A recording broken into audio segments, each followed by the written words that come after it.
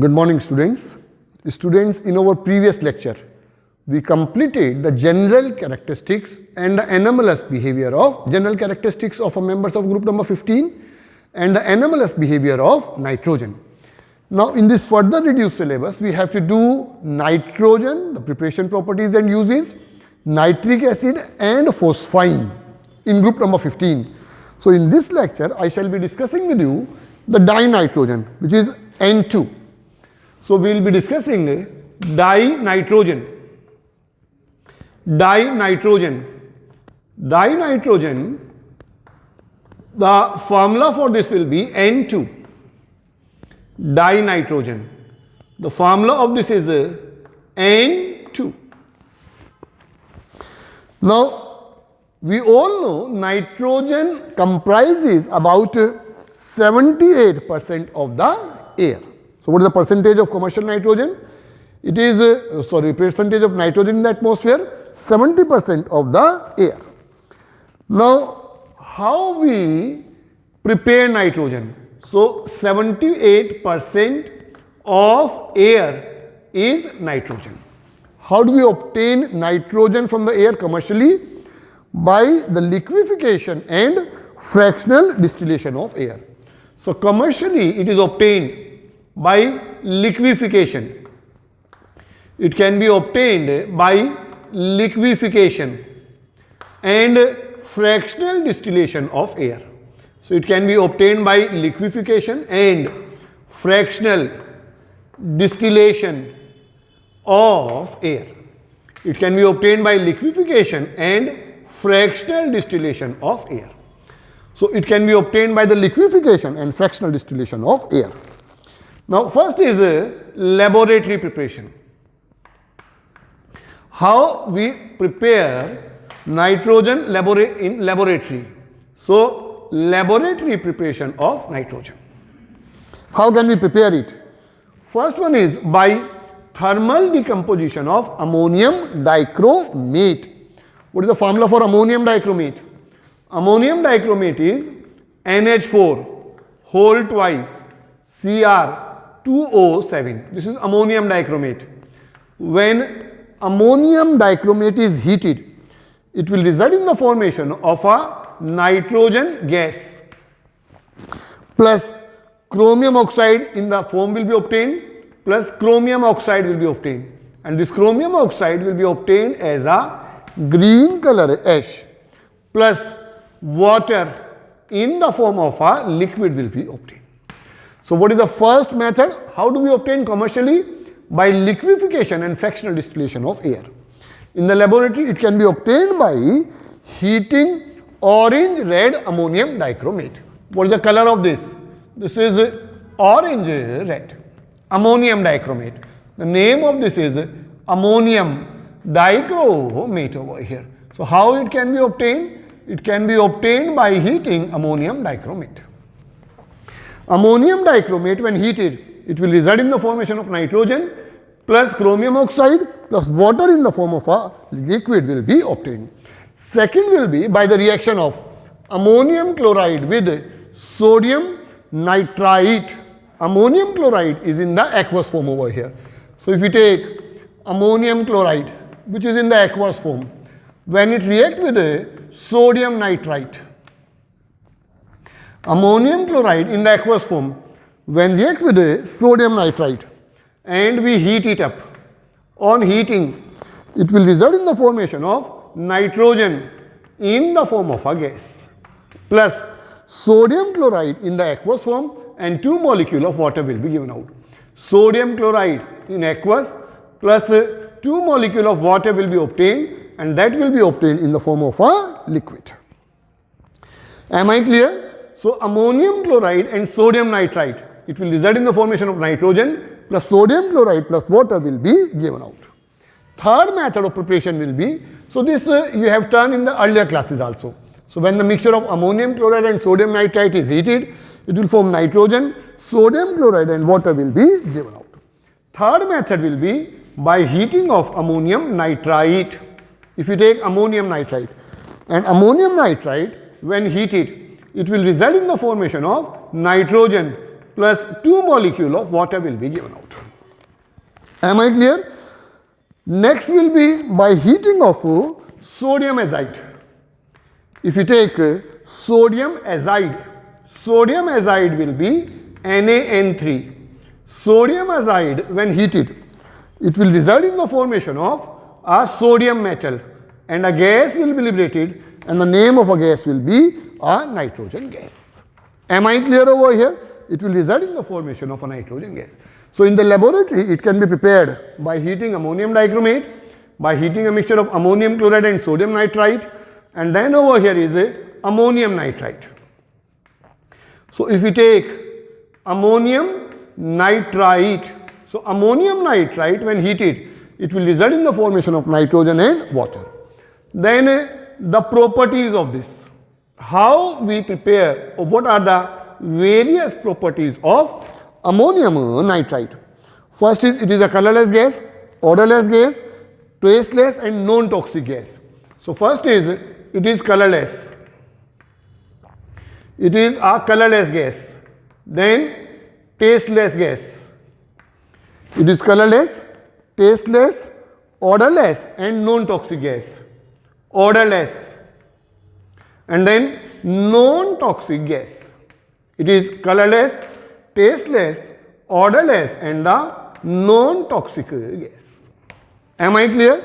So it's a colorless gas, tasteless, odorless and non-toxic gas over here.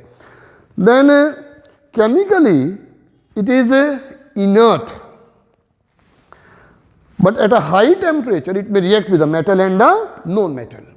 Second, chemically it is inert. Chemically it is inert. It is inert. But at high temperature it may react with metal and non-metal. But react with metals at high temperature. It may react with metals and may react with metals at high temperature. It may react and react with the metal at the high temperature. If you take lithium, lithium when react with nitrogen, it will result in the formation of a lithium nitride. Compound so form will be lithium nitride. So lithium when react with nitrogen form lithium nitride.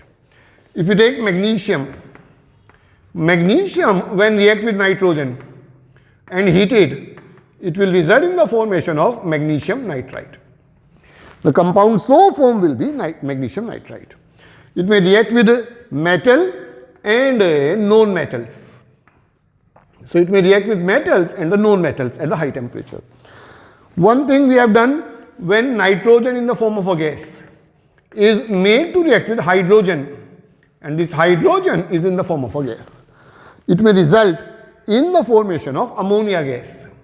The product obtained over here will be ammonia and this ammonia is in the form of a gas. Temperature over here will be 773 Kelvin. 773 Kelvin. Similarly, when nitrogen in the form of a gas will react with oxygen in the form of a gas, it may result in the formation of nitric oxide gas. It may result in the formation of a nitric oxide gas. This nitrogen plus hydrogen, the name of this process is a Haber's process. What process is this? It's a Haber's process. Here catalyst used will be iron and molybdenum was used as a promoter. Catalyst used is iron and molybdenum is used as a promoter. Am I clear? Now, uses of nitrogen. What are the various uses of nitrogen? Number one is used in the manufacture of ammonia. It is used in manufacture of ammonia. Nitrogen is used in manufacture of ammonia gas. So it is used in the manufacture of ammonia. Then it is used in industries to prepare chemicals like calcium cyanamide. Used in industries to prepare chemicals like calcium cyanamide. Prepare chemicals like calcium cyanamide. Like calcium cyanamide. To prepare a chemical like calcium cyanamide. To prepare a chemical like calcium cyanamide over here. Then it is used in iron and steel industry to provide inert atmosphere. It is used in iron and steel industry. Iron and steel industry to provide inert atmosphere. Used in iron and steel industry to provide inert atmosphere. To provide inert atmosphere. So it is used and used in iron and steel industry to provide the inert atmosphere. Is it clear? So this is something about nitrogen. I think this must be very clear. Now the next compound, one compound which we have to do in the syllabus is will be nitric acid and phosphine. Now the next compound that we will be doing is phosphine. Phosphine. The formula for phosphine is pH3. Formula for phosphine is pH3. Fine. Now phosphine, it is a gas having sp3 hybridization, trigonal pyramidal geometry. Phosphine is a gas. It have sp3 hybridization, and then it will be having trigonal pyramidal geometry. It is having trigonal pyramidal geometry. Trigonal pyramidal geometry. And bond angle over here will be slightly less than ammonia. As we have discussed earlier, bond angle is less than ammonia. Bond angle over here will be less than the ammonia molecule over here. Now the preparation of phosphine gas. How we prepare the phosphine? So preparation of phosphine. First one will be from calcium phosphide. Calcium phosphide Ca3P2 when react with water. It will result in the formation of calcium hydroxide.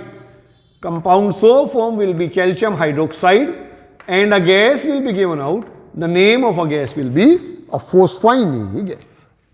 Second will be if you take calcium phosphide. Calcium phosphide when react with HCl, it will result in the formation of calcium chloride. The gas obtained over here will be calcium chloride and a phosphine in the form of a gas will be given out. And the one very, very important reaction is if you take phosphorus. Phosphorus when react with sodium hydroxide, this is the most important reaction. Phosphorus when react with sodium hydroxide and water, it will result in the formation of a gas. The name of a gas is phosphine plus it will be sodium hydrogen phosphide, NaH2PO2 will be obtained. And as discussed earlier also, this is a disproportionation reaction. This reaction is a disproportionation reaction. What does the disproportionation reaction means? The reaction in which the same substance undergo oxidation as well as a reduction. Here phosphorus oxidation number is 0. Here it will be -3. And here it will be, if you solve it up, it will be +1, +2, plus x minus 4 will be equal to 0. So x over here will be equal to, over here it will be +1. So here the oxidation number will be +1, here 0. So from 0 to -3, it's a case of a reduction, and from here 0 to +1 will be the case of oxidation. So same substance undergo oxidation and reduction. So it's an example of a disproportionation reaction. Am I clear? Or we may take if you take phosphorinium iodide, PH4I, this compound when react with potassium hydroxide, it will result in the formation of potassium iodide plus water plus phosphine in the form of a gas will be given out. Is it clear?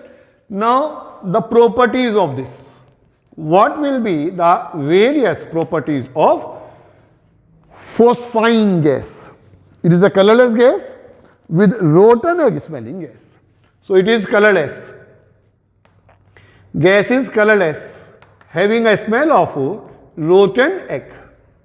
So it's a colorless gas with a rotten egg, in fact with a fishy smell. It's a colorless gas with a rotten fish-like smell. Colorless gas with a rotten fish-like smell. Rotten fish-like smell. It is poisonous and explodes in the presence of nitric acid. The gas is poisonous. Am I clear? Slightly soluble in water. Slightly soluble in water. Poisonous and slightly soluble in water. Now, reaction with copper sulfate. Just see very carefully. Reaction with copper sulfate. How does this gas react with copper sulfate? Copper sulfate when react with a phosphine gas. So if you take copper sulfate, when react with a phosphine, it will result in the formation of copper phosphide plus sulfuric acid will be given out. Copper phosphide plus acid, which is sulfuric acid. If you take mercury chloride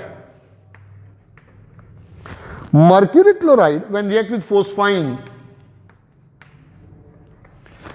it will result in the formation of mercuric phosphide. The product obtained will be mercuric phosphide and HCl in the form of a gas will be given out. Mercuric phosphide and HCl will be given out over here. Fine. Now, the reaction is acidic in nature.